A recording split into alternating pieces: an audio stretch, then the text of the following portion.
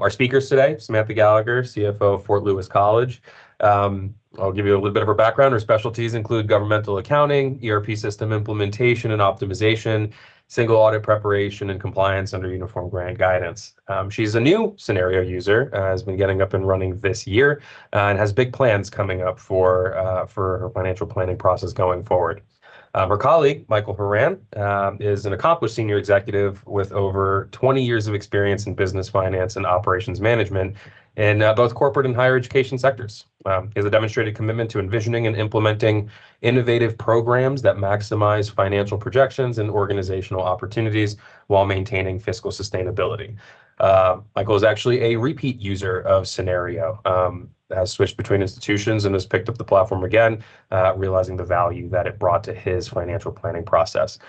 So our goal now for the next session is really to hear both of their financial stories and understand some of the challenges that Fort Lewis College and Worcester Polytechnic Institute have been facing over the years, ways in which they wanted to address them, how the platform has helped them address those challenges, and maybe what the future holds for each of them.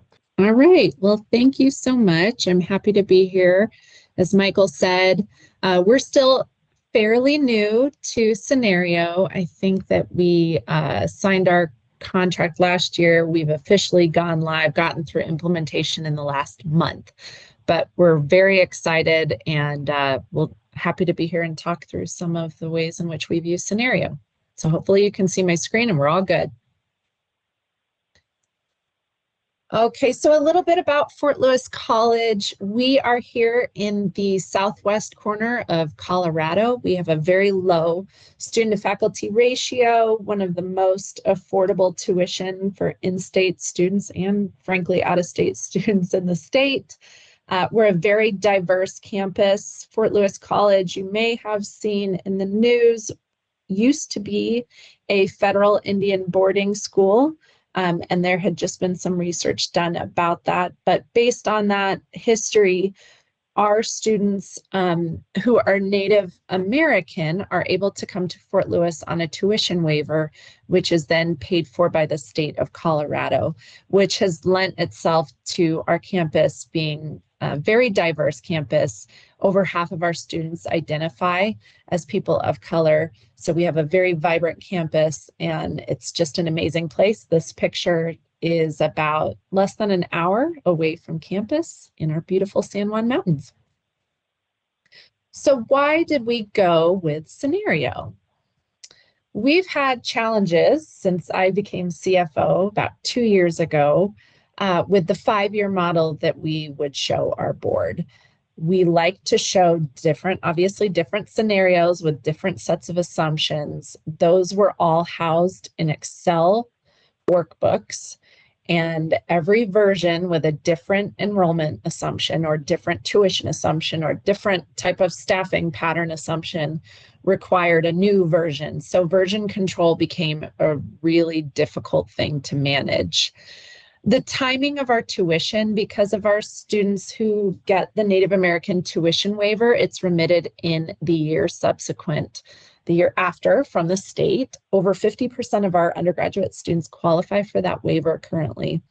And it's also done at the resident and non-resident level. So that can lend some complexity to the timing of our tuition with those assumptions.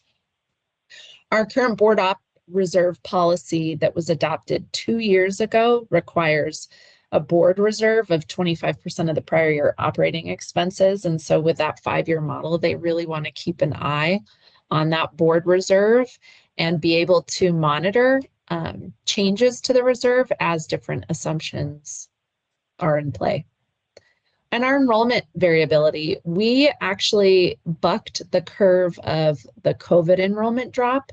We saw a large increase in our student population, and we're a small college, so 30 students makes a big difference. But we saw a very large increase during COVID, but subsequently we've seen a fall in our enrollment in the next 2 fall enrollment cycles for both 23 and 22, primarily in our non-resident Native American population. So we've had a pretty variable enrollment, and especially given our small total enrollment. And then again, we have a lot of resource constraints.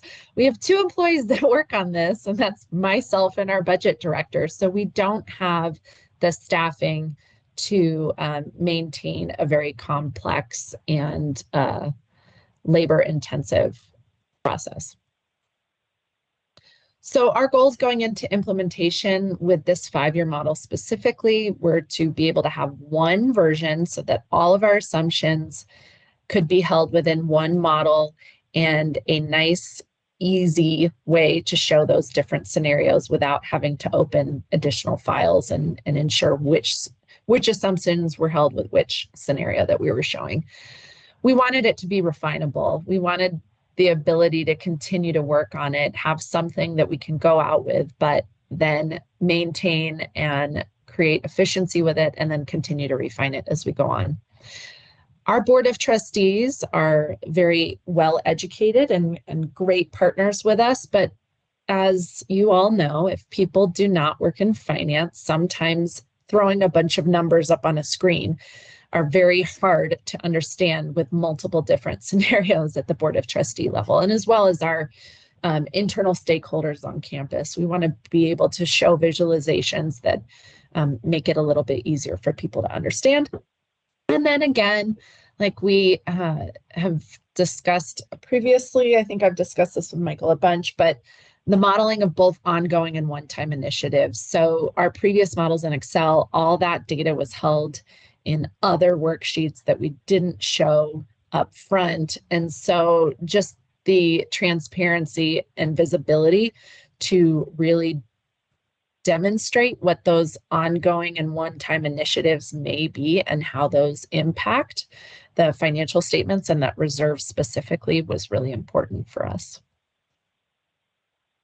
So as we went through, we've achieved our number one goal, which is one version. So we are able to have all of our funds held with both the original and revised budget along. Right now we have technically 4 scenarios, but that has been, you'll see 3 up here on this screen, but that has been a real game changer for us because then we can just click through. It's easy to just show the shift from one scenario to another and its impact on the financials and the projected financials.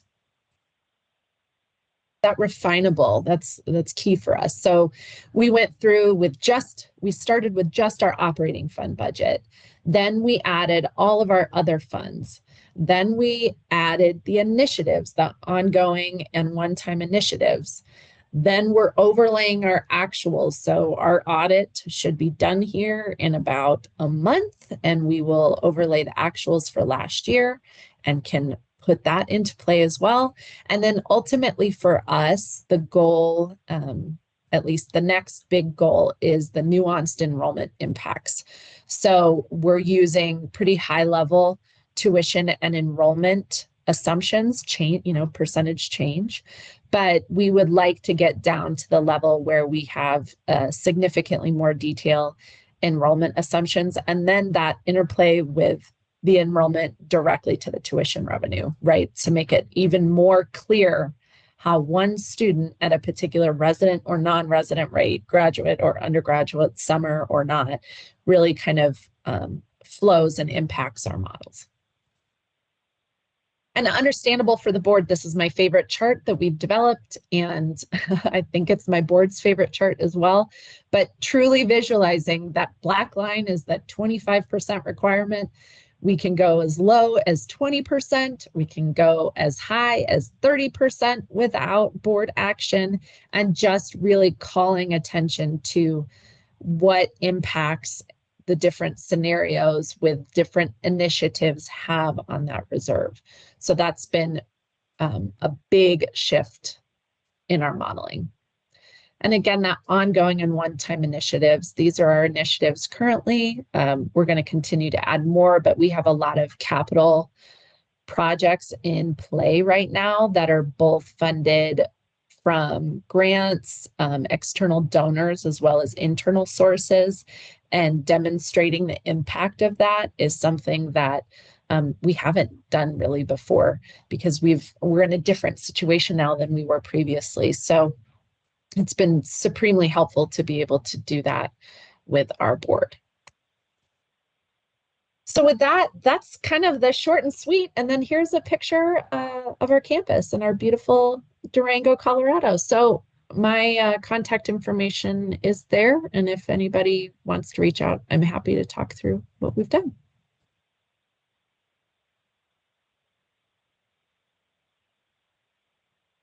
Wonderful. Thank you very much, Samantha. Well, we're compiling some questions here, and we'll give folks some time to drop theirs in the chat as well. What I'd ask is, Michael, if you'd like to go next here and kind of give your financial story as well, we'll aim to do kind of a Q&A at the end for both of you. Yeah, happy to.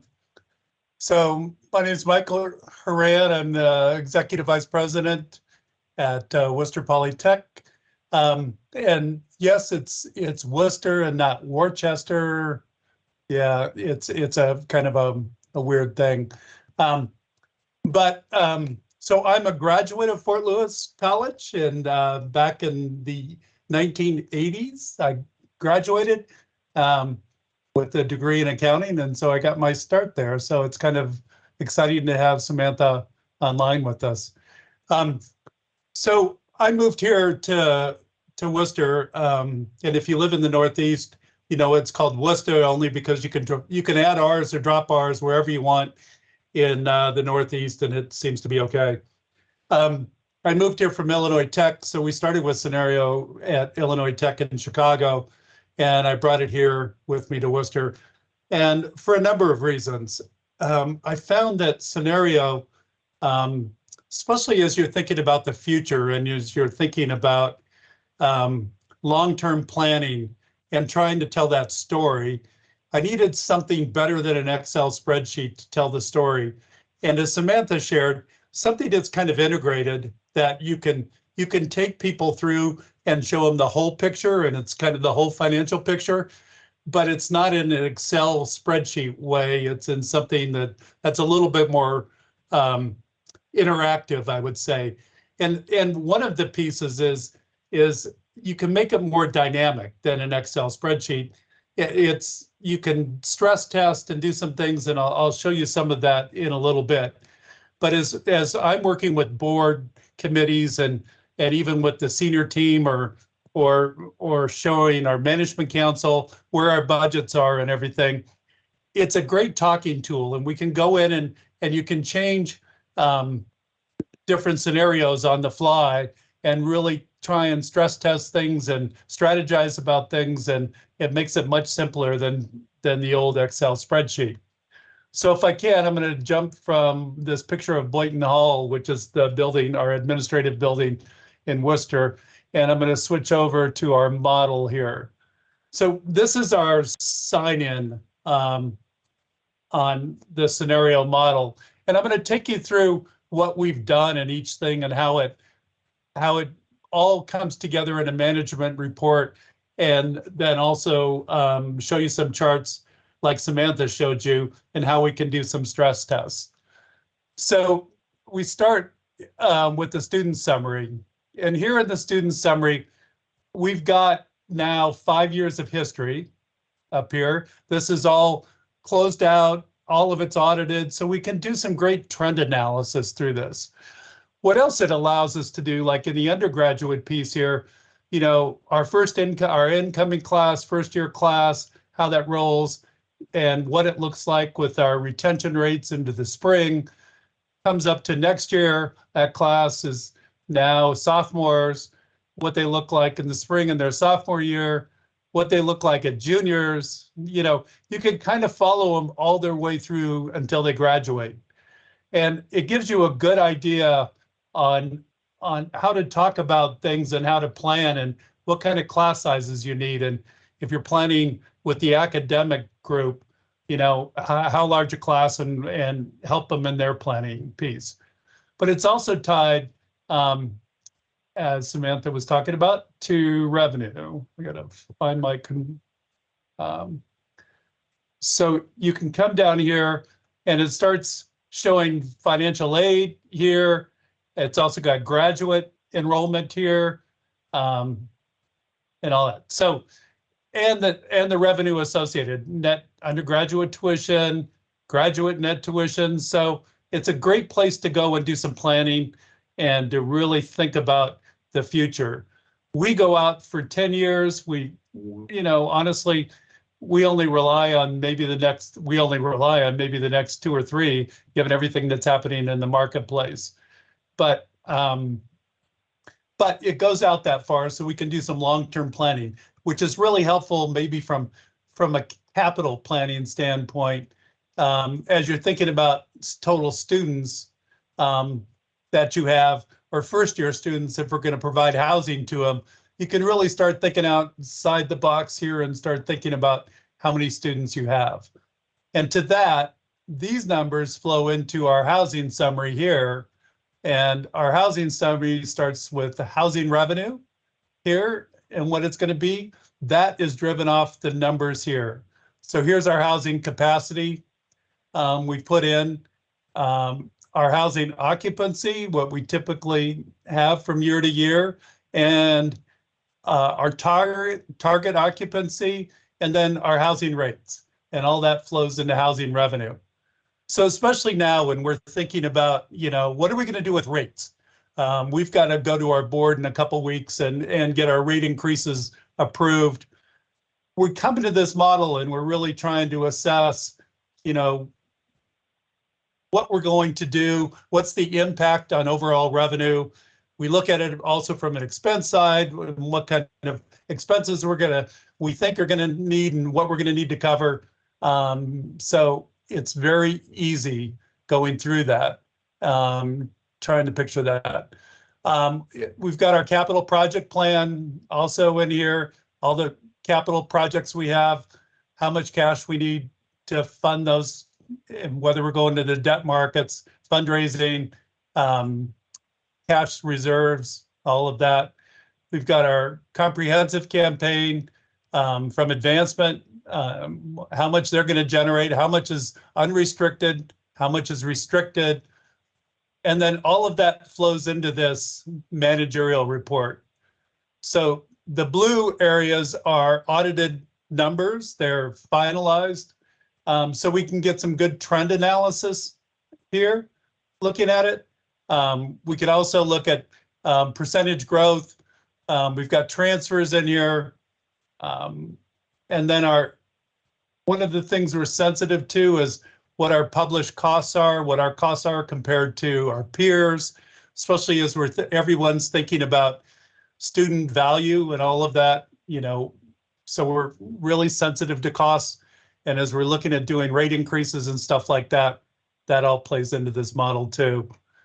Financial aids here, our graduate revenues here, tuition and fees, endowment draw assumptions are in this. And then salaries, all of that's here, other expenses, utilities, everything. And it comes down to a final piece. So all of the charts that I talked about before all roll up into these numbers. And the blue numbers, again, are tied to our audits. So, you would think that as you're talking about this, it's kind of a lot. If you're standing in front of your board of directors and trying to present this, it's kind of hard to present because there's just so much data here. But you take it through them one time and just kind of show them that you've kind of done your homework. And then you bring them to charts. And bringing up these charts, probably your internet connection that's bringing them up, but I'll let these charts load. It's going through all our stuff, so we're looking at different metrics, different things we can look at. I told you one of our sensitivities was net cost to first-year students, operating margin for us. We're looking at it with our peers compared to us. Targets, minimums, all that kind of stuff. Unrestricted cash to total debt, total invested assets. So a lot of these are coming out of like S&P and Moody's kind of bond review stuff that we look at. But it's easy to talk to the board in charts. And so you'll see up here in our scenarios, we've got our base case, which is kind of standard. We're doing what we did the prior year. What happens if we lose 40 students? What's our retention rate if it goes up or down? What's our transfer goal? And you can click through these things. And so we start with the base case, that's this. And you can click through these little measures and you can see the chart moves when you click through each scenario. And at the end of it, you can click through all of them and the chart moves and shows the board what you're doing. So from a talking standpoint or projection standpoint, this is really where we go and we stress test and we talk to the board. Here's where we, the budget next year is going to come out. Let's say inflation, like we found in the past, is 8%. We can stress test that and make one of these things 8% inflationary budget, and it will show the impact of it and what's going to happen. So, it gives them some comfort that our budget is reasonable, and that if we hit a roadblock or something, that we've got enough sense to figure out how to change it. So that's kind of all I got. I'll go into questions if I can. Yeah, absolutely. Thank you. Thank you both. Much appreciated, and love seeing the visuals on the screen here. I agree, Mike. I think the picture is worth 1,000 words, right? So it really helps get the messaging across. We did have a question that came in on the line here for both of you, and I have a few for each of you as well as for both of your institutions that I'd like to cover. But I do want to address the question that was sent through the chat here. Question was for both of you, if you could speak to the FTE effort required. So who's doing those updates? Who's fine tuning those values? Again, the focus here is kind of on that FTE effort on that particular item, right? So what does that look like for each of you? You want? I'll go first if you want. Go for it. So Olga Klotchkova is our VP of finance, and she started this. And when I first got here, I said, well, we got to bring Synario on. We've got to do this thing. And she looked at me like I had three eyes once she started thinking about this. And so I have to say, and she would say, that it is a lot of work to get all the data in there. But I'd have to say the people at Synario were a great help in helping us do that. We would send it to them and they would help us get it in. We spent a lot of time talking about what we want it to look like and kind of how we want things to interact and what the charts are. But once we got that, then it was really putting the data in and doing all that. The maintenance of it on an ongoing basis, which we sometimes lean on Synario for, but it gets better and it gets easier to do it once you get all the history in and everything like that. Great, thank you. Yeah, so I would say, so we started efforts on this in, I think, January or February after we went live with Workday, because we just went through an implementation. And so then Stacy, our budget director, and I went out to Philadelphia. Gosh, Michael, I can't remember exactly when that was, earlier this summer. Yeah, time flies. Spring, yeah. And so, but the majority of the work, I'm doing this maintenance and updating. Again, as Michael pointed out, a lot of it is on the front end about what you want to see. What are the models that you want to look at? And then really for us, it's truly because we are such a small organization, parsing out that work, right? We're not going to get everything done immediately. I mean, we could, but we don't have internal resources to do that or maintain that. So what's the most critical right now? And then how can we continue to refine and get better as we go along? And that's been really key. But I don't work on this full time in any sense of the word. I can't say that it was ever a full-time project for any particular week for me. It's been fitting it in where we've got time and making sure that we're meeting the board deliverables. So it's been very manageable. I would say too that so a lot of the thought goes into like on the out years. So you saw ours went out for 10 years, and a lot of it is calculated off whatever, like we want to do 2.5% growth in there, or this grows at this rate or something. So putting in those metrics, that's all how you build the model and do all that. But then afterwards, it kind of calculates out, and then you're just kind of correcting it or changing your assumptions as you go. Got it. Yeah, no, thank you both. I think it's important to highlight, right? Because at the end of the day, you do a full-time job. So bringing in something like this is supposed to be a value add, not necessarily a draw on resources. I'm curious if both of you have found that a balancing act of sorts is required vis-a-vis how detailed or how complex you needed to get with your respective models in order to ensure that they stay manageable with your day-to-day? Did you find that was something that you had to manage as you went through your onboarding? I would say 100% yes, because initially I did want to get down to the very granular student FTE basis, but none of our previous revenue models had been built that way. So it became very apparent pretty quickly that it was not going to work at that level right now. So then we raised it and took that step back and just did it based on a high level tuition and enrollment adjustments. But yeah, the ultimate goal initially was to have it like headcount FTE to be able to directly equate to the revenue. And that just did not work given where we are at. Yeah, I think we were the same way. I think you're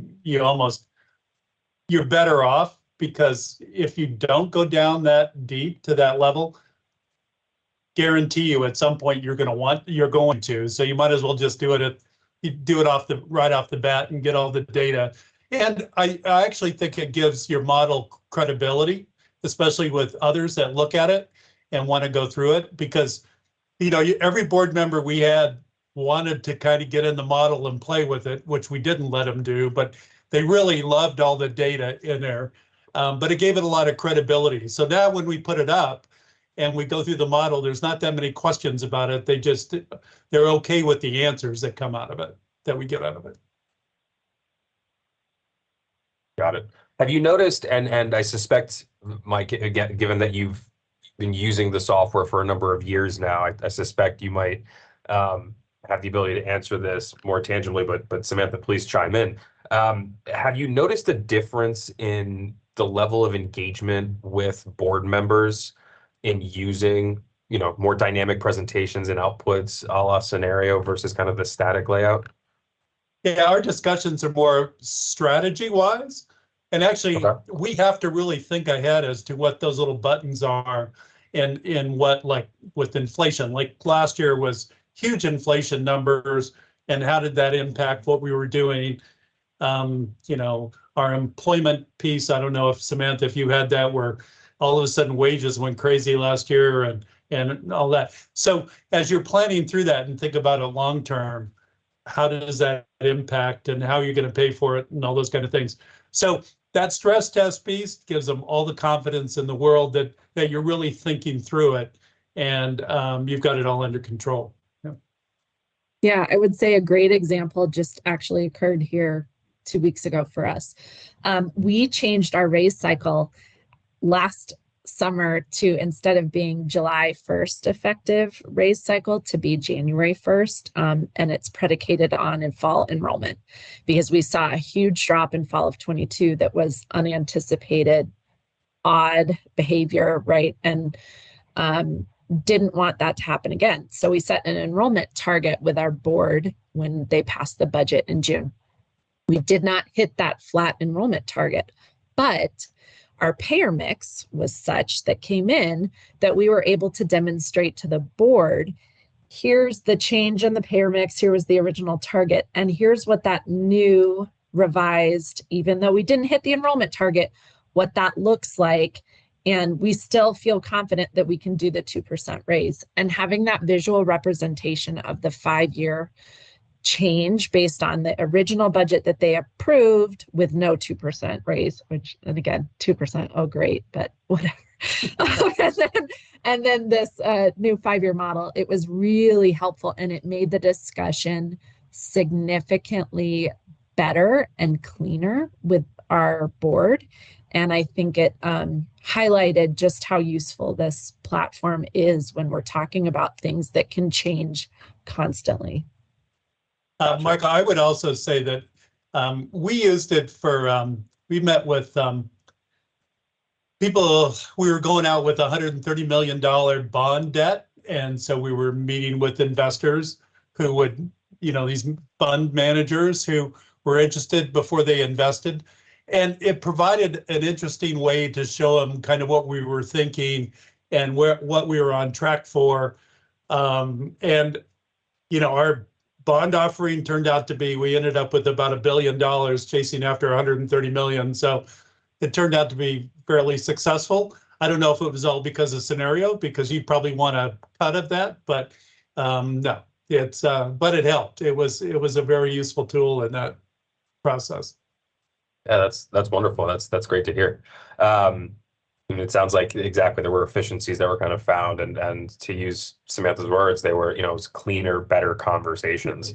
I'm curious of if there was any sort of an improvement in turnaround time in the decision making for each of you.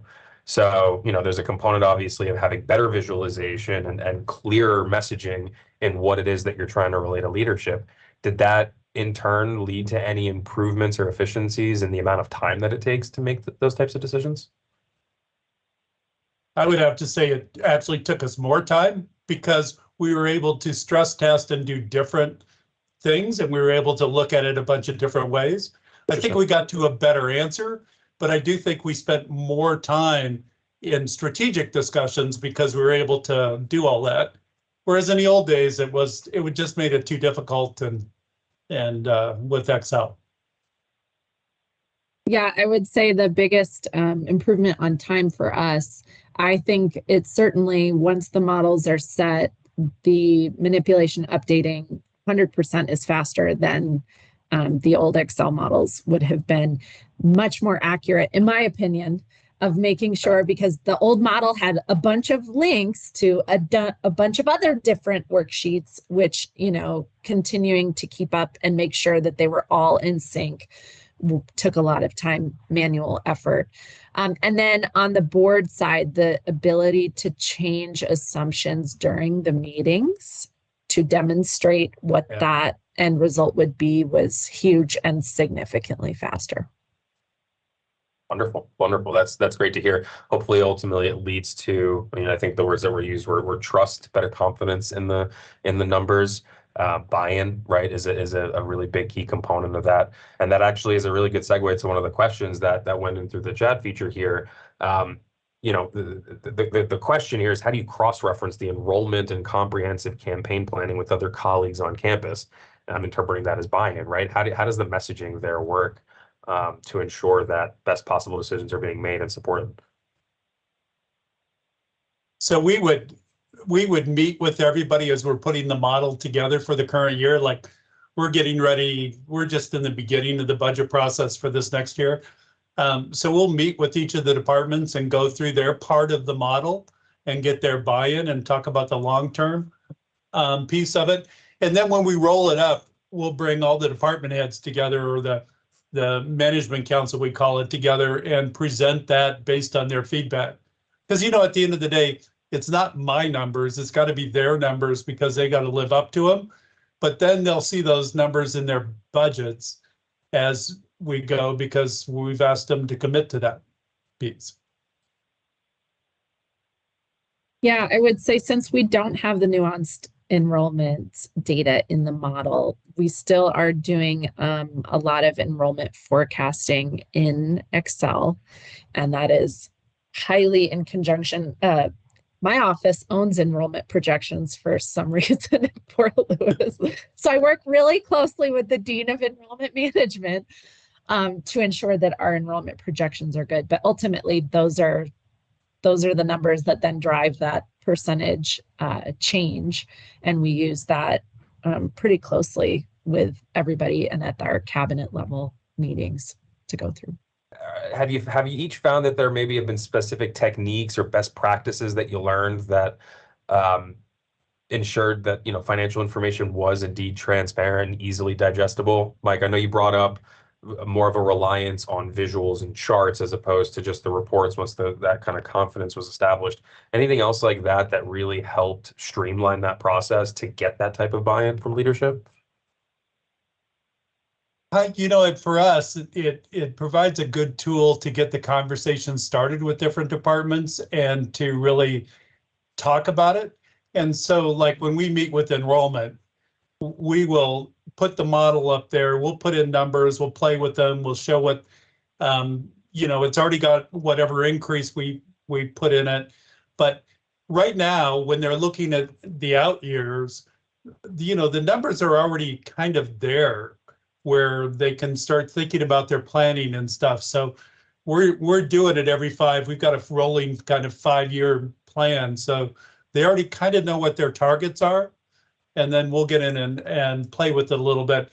Same with advancement. We want to know how much they're going to raise in an unrestricted way and how much is restricted, but what's the total gifts that they're targeting to bring in, because it all becomes a part of the model and stuff. So hopefully that answered.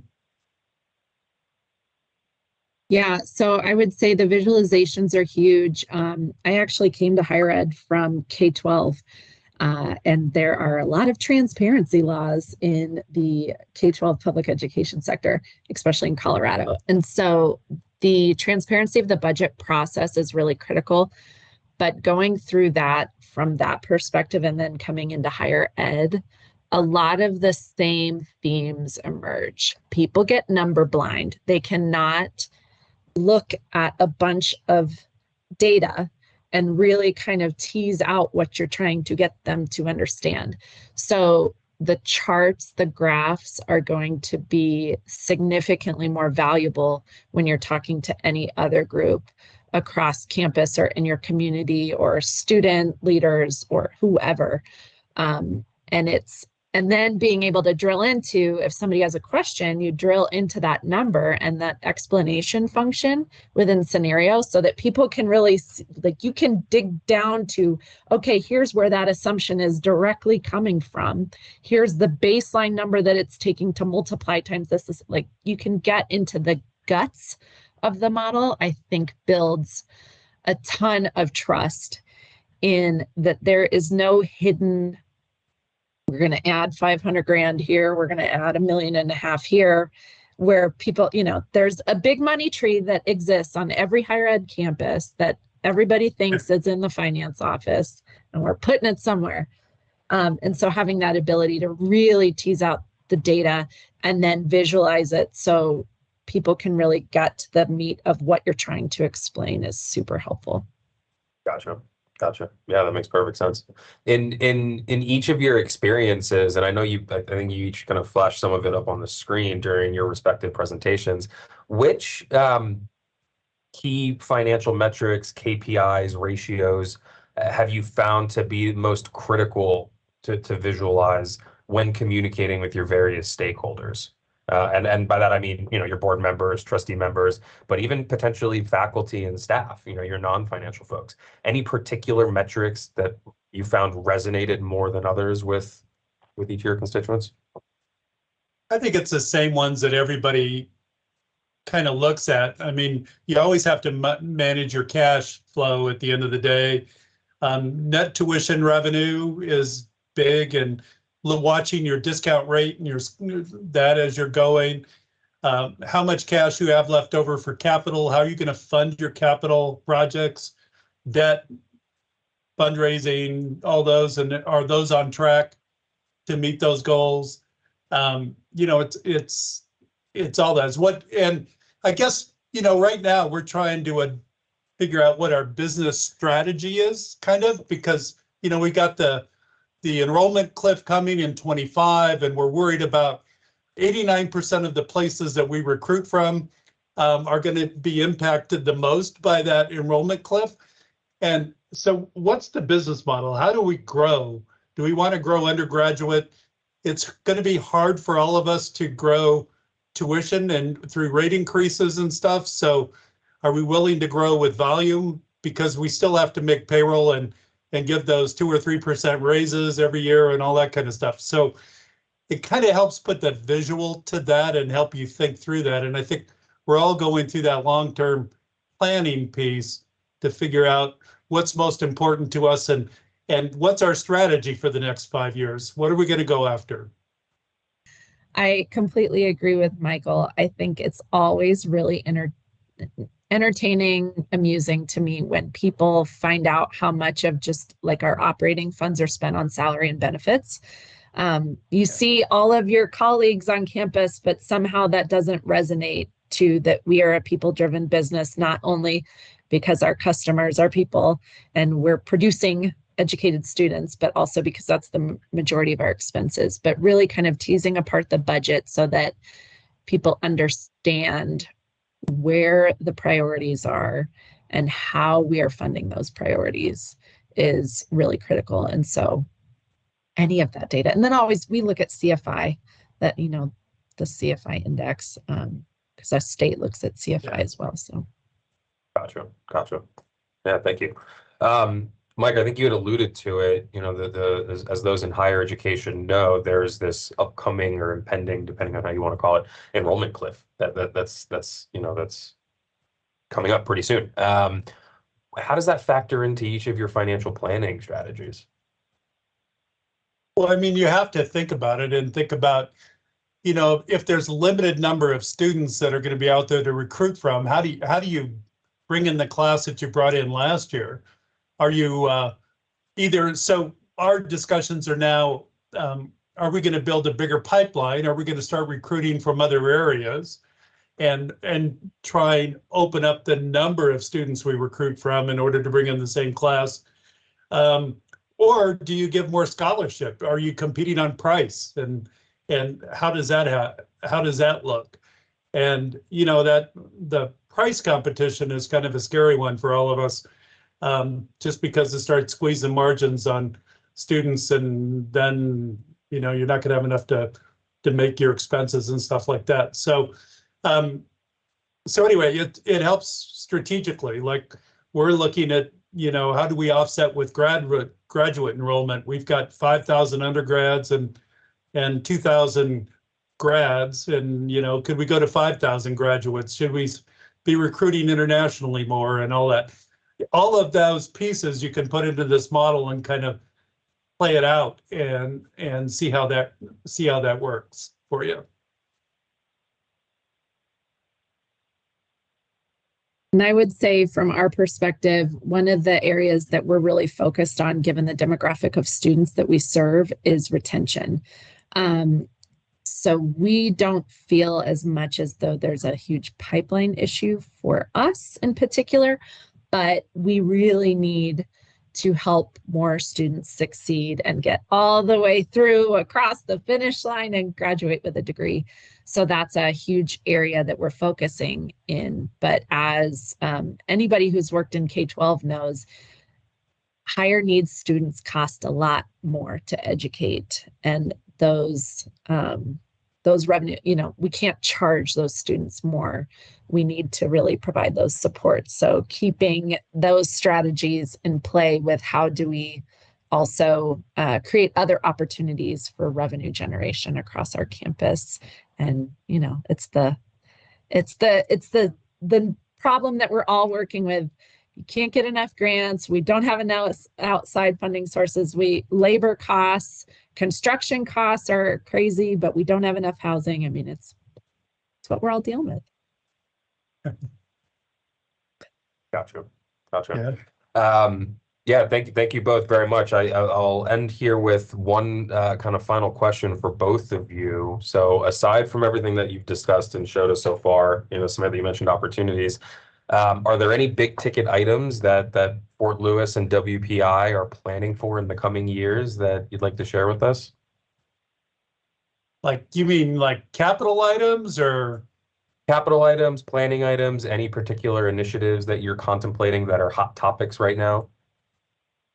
Well, you know, to to deal with. So we just opened an office in India, and actually that was obvious. The finance department was put in charge of that, which is, as you said, it all comes back to finance.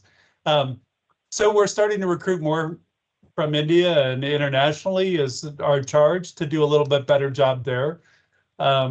We're starting to use regional recruiters instead of just people that are local here, and starting to build the pipeline and stuff. But yeah, higher ed couldn't be more in a difficult financial model right now than it is today. I mean, we've got to be looking at everything and thinking creatively and maybe outside the box a little bit.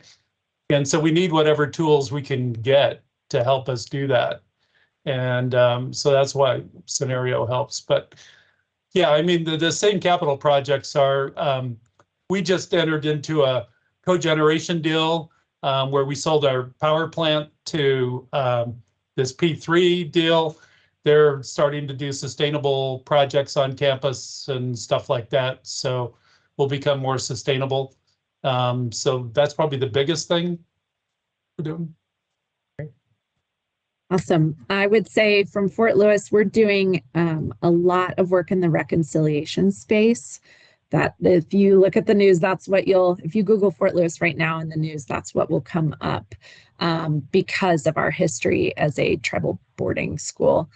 So we're doing a ton of work in reconciliation space. We have launched a program with CU Anschutz to do a nursing program, and it's 2 years with Fort Lewis and 2 years with CU, and they will come out with a bachelor's degree in nursing, really targeting Indigenous populations so that students can come here and then go back to their communities and make a difference, which is huge. And then we're really pushing into the workforce development space with professional development opportunities. So it's, the certificate programs are pretty hot. We're trying to, that's a supplement, not an in place of, from our opinion, but really trying to meet our region's needs as far as skilled professionals, because we're in a very isolated geographic area, as Michael knows. And so we want to help skill up the labor force here. Yeah. One of the most beautiful areas in the country, I will add. Yeah. Thank you. And we were just voted, I think, one of the best ski resorts. We beat Aspen and Vail. So if anybody needs to go skiing, wow, Durango's the place. Yeah. All righty, wonderful. Samantha and Michael, thank you very, very much for your contributions here and for a lovely session. I think it's been very informative. It's great to learn about each of your institutions and your experiences, not only as financial officers, but as planners, and seeing the value that you're getting out of a platform like this and that of improved financial modeling as a whole, I think is really inspiring. So again, thank you very, very much for your time.